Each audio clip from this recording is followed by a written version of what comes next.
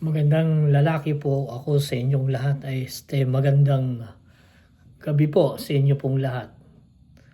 At nais ko pong baitiin si Estra sa kanya pong 18th birthday celebration ngayon araw na ito. Happy birthday, Estra. Itong verse na ito ay para sa iyo. Sa Jeremiah chapter 29 verse 11, sapagkat batid kong lubos ang mga plano ko para sa inyo, mga planong hindi nyo ikakasama, kundi para sa inyong ikakabuti. Ito yung mga planong magdudulos sa inyo ng kinabukasan, punong-puno ng pag-asa.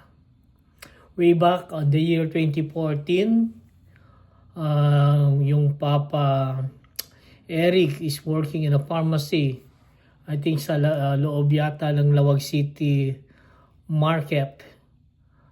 At ang mama mo naman nagtatrabaho doon sa shop namin sa Johnson Internet Cafe. And Ate Johnson and Kuya JM was in the school. At tuwing kami mag-Robinson ng Mama Meds mo, ay lagi kang sumasama dahil sinasama ka ng Mama Eden mo doon sa shop dahil walang mag-aalaga sa iyo. I think you are 4 or 3 years old at that time. So sasama ka sa amin, pupunta tayo ng Robinson, sasakay ka doon sa push cart at nakaupo ka doon sa taas ng push cart. So after that, pag uwi natin, marami kang dalang mga pagkain at ipapakita mo kay Mama Eden mo at tuwang-tuwa ka noon. Time flies nga talaga and you are now 18 years old. Napakabilis. Sana naman sa susunod na greetings ko, hindi naman sa wedding day mo na ha. Mag-aral ka rin pag may time. Wala si Mama Mes mo kasi nasa trabaho siya ngayon. Panggabi kasi siya sa hospital. But we want to extend your greetings sa kanya sa'yo. Ang kanyang greetings sa'yo. Happy birthday daw. I want also to share some Bible verses that will help encourage you as a child of God at siguro sa mga visitors mo, mga kaibigan mo, mga relatives mo sa gabing ito. Now in Book of Psalms chapter 127 verse 4, ang sabi rito, as arrows are in the hand of a mighty man, so are children of the youth. Sa Tagalog, kung paano ang pana sa kamay ng makapangyarihan na lalaki, gayon ang mga anak ng kabataan. The arrows is comparing to a children in the warrior's hand or archer. So ito raw ang tulad ng psalmist na ang bata ay katulad ng arrow. So ang arrow ay meron siyang knot nasa dulo. Ano ang purpose ng knot na ito? An knock on an arrow is a small plastic piece at the back of the arrow that securely attached to the bowstring. Essential acting as the connection point between the arrow and the bow, allowing the archer to draw and release the arrow by properly placing it onto the string. So ngayon, ito siya nga. Yung knock, nakakabit siya o naka-attach siya sa string ng bow. So ito ang bow. Siya'y naka-attach dito. Now, what is the connection of this as a Christian? Ang sabi sa John chapter 15 verse 5, I am the vine, ye are the branches. He that abideth in me, and I in him, the same bringeth forth much fruit. For without me, we can do nothing. Yan po ang sabi in the book of John. So kinakailangan meron connection ay string sa knot upang magkaroon siya ng attachment dito at maganda yung pagbuslo o pagtama ng target dito. Nakapix siya kumbaga. Connection.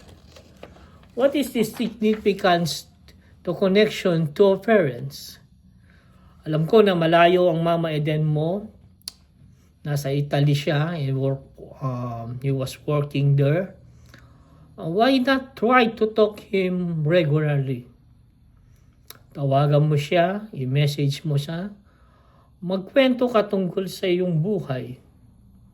Alam ko na siya'y nais niyang marinig araw-araw ang iyong boses. O kung hindi man, walang pagkakataon makausap mo siya, ay magkaroon kayo ng connection through messaging. Napakaalaga ng communication. Pati sa isang papa, laging magre-reports ka sa kanya. Sabihin mo kung anong nangyayari sa iyong araw na ito, magkwento ka tungkol sa iyong pag-aaral, tungkol sa iyong mga kaibigan, para malaman niya kung anong araw-araw na iyong ginagawa. Para bang globe, it connecting people. Now, the second part of the arrow is yung tinatawag natin pledging.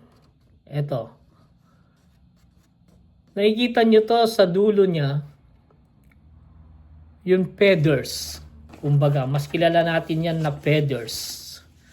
Pledging is the addition of a pin-shaped stabilizer to an arrow to help it fly straight and to correct errors in the arrow's flight or direction. Yung pala yung gamit nun, feathers. The feathers on the arrow are critical for the arrow to stay balanced at it flies through the air. Nagiging balancer pala siya. Kaya pala kung titignan nyo dun sa dulo ng aeroplano, ay meron doon parang rectangle doon sa dulo niya. Yun pala yung ginagamit niyang balancer para maging direction at maganda yun paglipad po niya. Ganon din po pala sa arrow.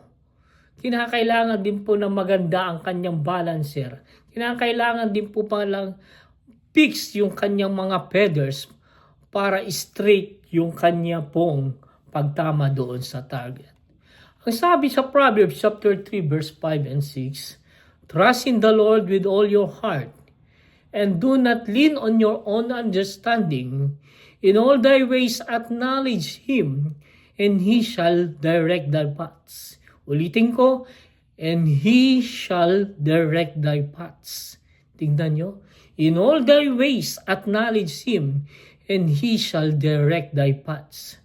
Yung direksyon ng bilang isang Kristiyano ay napakaalaga. Lalong-lalo na sa mga young people, yung mga kaibigan mo, nagkakaroon tayo ng peer pressures. Alam nyo, noon high school ako, napakarami kong barkada. At yun ang nagturo sa akin sa kamasamaan.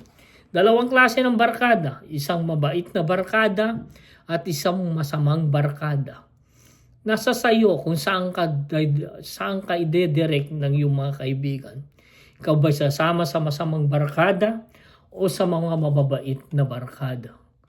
Ang sabi sa Proverbs chapter 4 verse 14 and 15, enter not into the path of the wicked and go not in the way of evil men.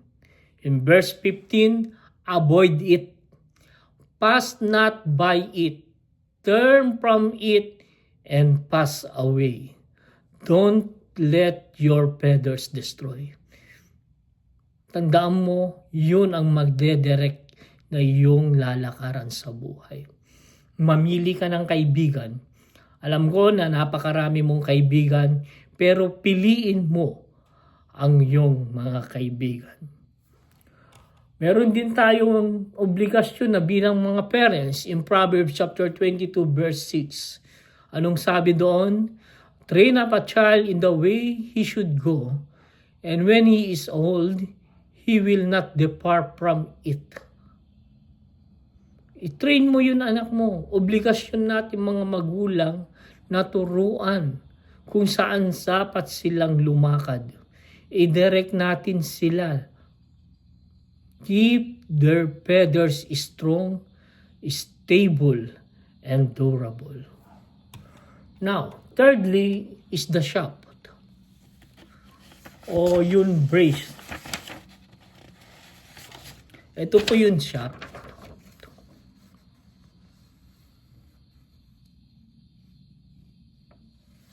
Okay. Anong ibig sabihin po nito?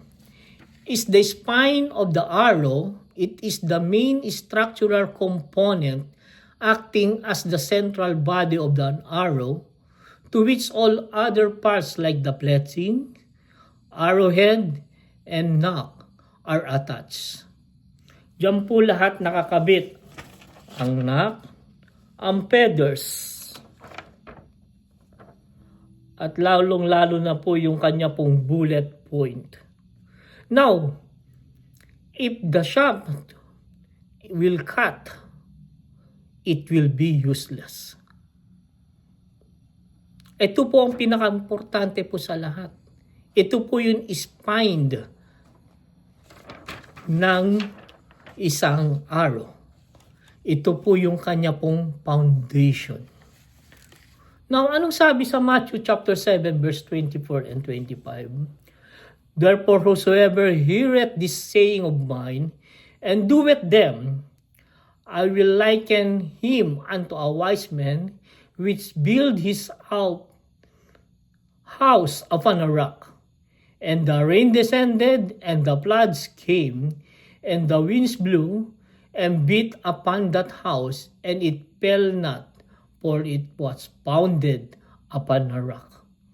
Napaka-importante po yung pundasyon natin bilang isang mga Kristiyano. Yung pundasyon natin, saan ba nang gagaling yung pundasyon natin na matibay? Walang iba kundi sa ating Panginoon sa Kristo. It can be similar to a child's identity, ang sabi po rito. If that identity is centered on God and His Word, the child has a firm foundation. Kaya kinakailangan matibay yung pundasyon natin.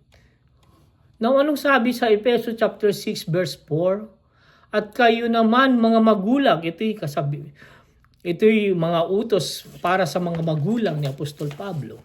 At kayo naman mga magulang, huwag kayong gumawa ng mga bagay na ikakasama ng loob ng mga anak ninyo. Sa halip, palakiin ninyo silang na may disiplina at turuan ng mga aral ng Panginoon. It is your also your obligation to keep the foundation of your child to be strong, stable, and durable.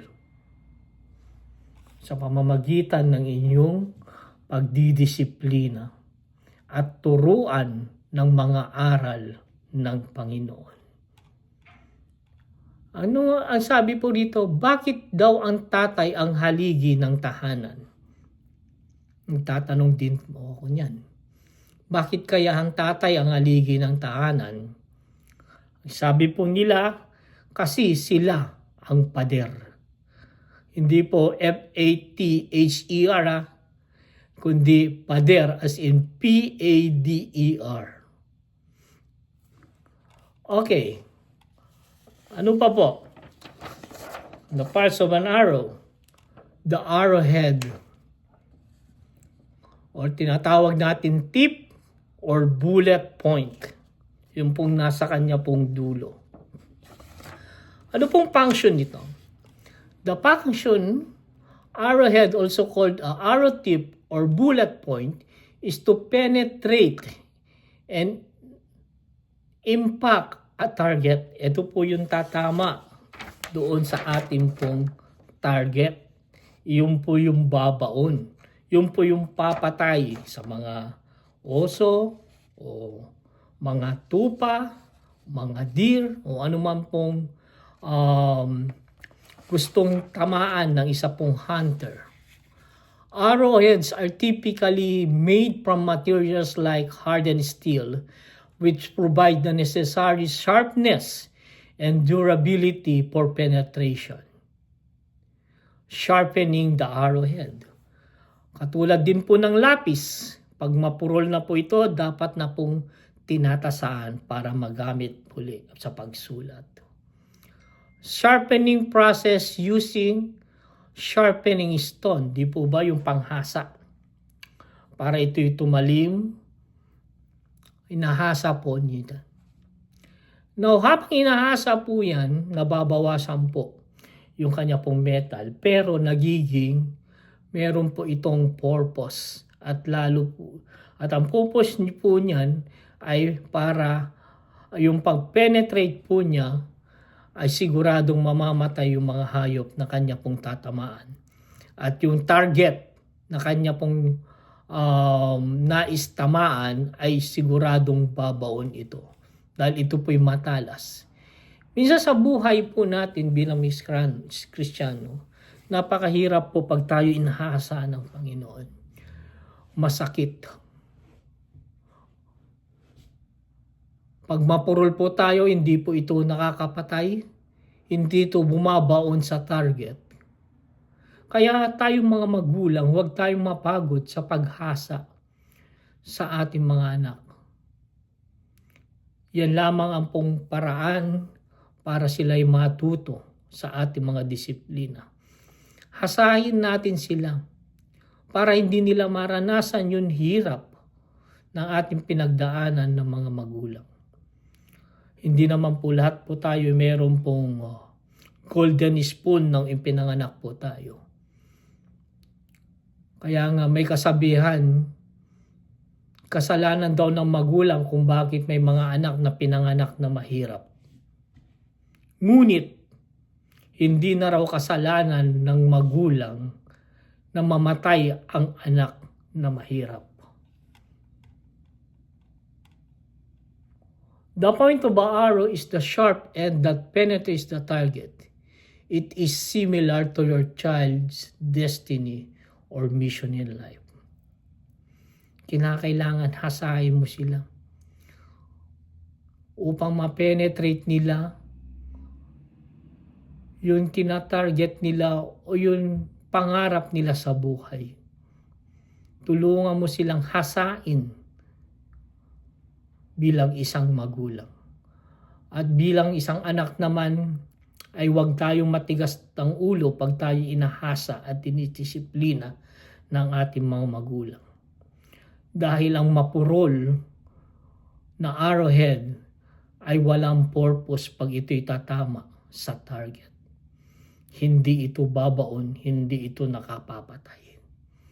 Hindi mo marireach ang iyong pangarap sa buhay kung ito'y mapurol ang iyong arrowhead.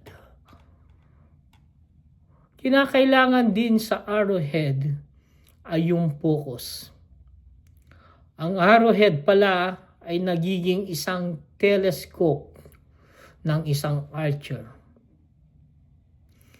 Tinitignan po niya yung kanya pong target sa pamamagitan ng arrowhead kung saan ito ipapatama. O sa puso ba ng hayop o sa ulo ba ng hayop ito papatama. O sa target range doon sa bullseye. Yun po ang nagiging telescope po nila. It's like a target sight. Colossians chapter 3 verse 2, ang sabi rito, set your affection on things above, not on things on the earth. Anong sabi rito? Dapat nakapokus tayo sa mga bagay na makalangit at hindi sa mga bagay na panglupa. Ito'y very familiar verse sa inyo. Hebrews chapter 12 verse 2. Looking unto Jesus, the author and the finisher of our faith. Tulungan natin ang ating mga anak na i-focus yun kanila pong pangarap sa buhay at kinakailangan tumingin sila sa Diyos. Dahil kung hindi sila titingin sa Diyos, ay mawawalang direksyon ang kanilang mga buhay. Now,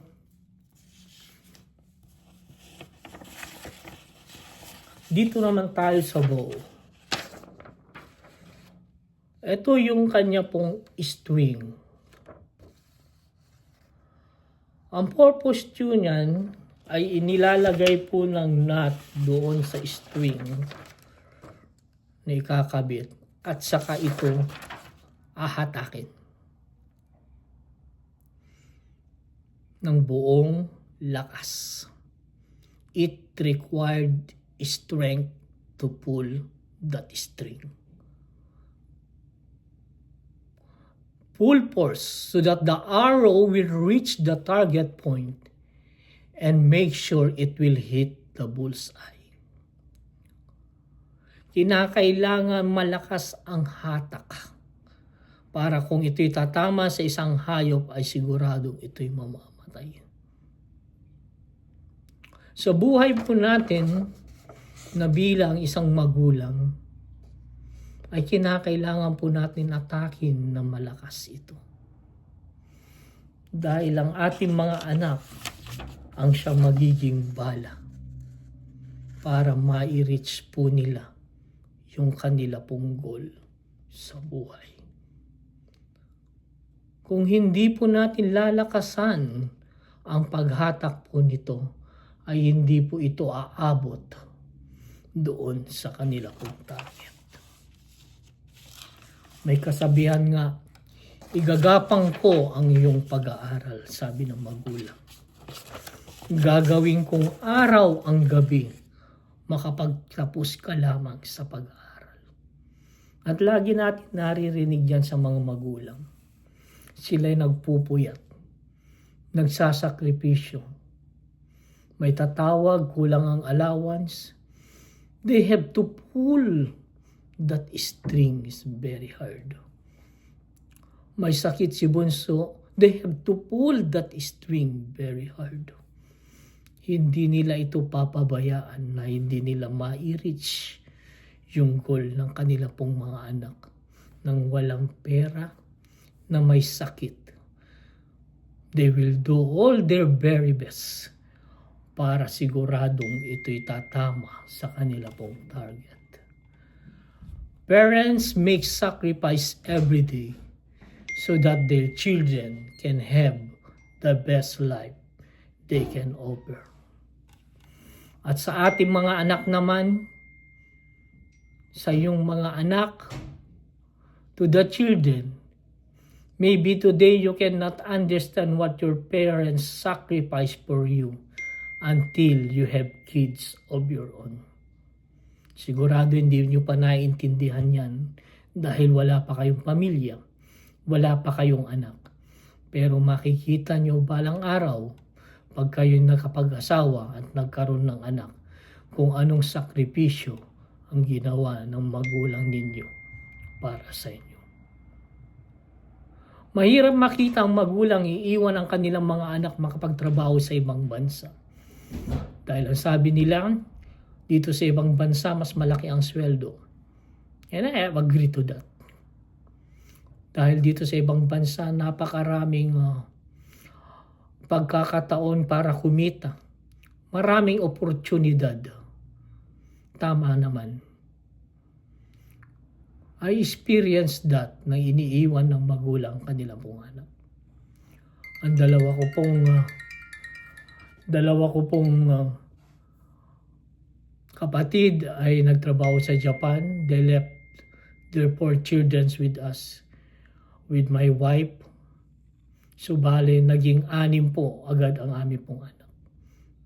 They have to sacrifice for their children sa kanilang pag-aaral, sa kanilang pangangailangan sa buhay. Kaya napakaswerte mo, Estra, dahil ang mama mo ay nasa abroad, pero nandito ang iyong papa nakasama mo. So you have to cherish and love your papa. And also, love also your mama. Now, pag tayo magre-release ng arrow, we have to pull hard. Ang problema dito is the direction. Anong kalaban ng arrow na ito sa kanya pong paglipad? Ang kalaban po niya is the wind, ang hangin. The archer had patiently wait for the wind to be calm bago niya bitawan yung kanya pong arrow. The right timing. Sa buhay po ng ating pong mga magulang, dumarating ang bagyo sa buhay. We cannot release that arrow yet. Problema sa pera, problema sa edukasyon ng ating mga anak sa kanila pong pangangailangan. Lalo na problema din sa ating mga employer pag nasa ibang bansa po tayo.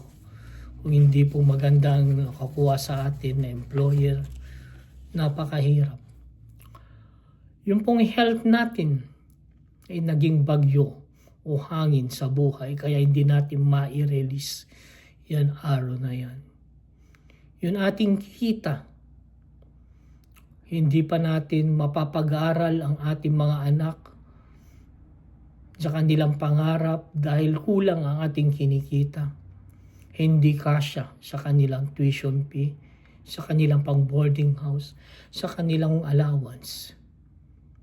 Yan ang nagiging hangin o bagyo sa buhay. Kaya hindi pa natin ma-release ang araw na yan. At most of all, yun atin homesickness bilang mga magulang na malayo sa kanilang mga anak. That is the trials we are facing. But the archer is patiently waved to the wind to be calm. Tandaan po natin na ang bagyo ng buhay ay pangsamantala lamang. Na ang alon sa dagat ay hindi laging maalon, ito'y kumakalma rin. And that is the perfect time upang i-release na natin ang arrow. And we have to pull that trigger very hard, that string very hard, so that our children can hit the target. Parents are the people who love you unconditionally and sacrifice everything to see you succeed. Maraming salamat po. Salamat sa oras sa inyo pong pakikinig. Hopefully, ito ay maging encourage po sa inyo pong lahat. I miss you all there in the Philippines. Sana magkita-kita po tayo. Manalangin po tayo sa isa't isa na sana ipagpalain pa tayo ng Diyos na bigyan po tayo ng mas marami pa pong taon upang magkita-kita po tayo, bigyan po tayo ng lakas at sapat na kalusugan. Sabi po nga nila, health is wealth. And again, Estra, may you continue shine on your friends and to the people around you. Happy 18th birthday. Sana lahat ng iyong pangarap ay matupad sa tulong ng ating Panginoon Kristo, sa tulong ng iyong mga magulang, sa tulong ng mga iyong kaibigan, sa tulong ng mga churchmate, sa tulong ng mga pastors na nakapalibot sa inyo. Once again, good evening at maraming salamat po. I miss you all. I love you.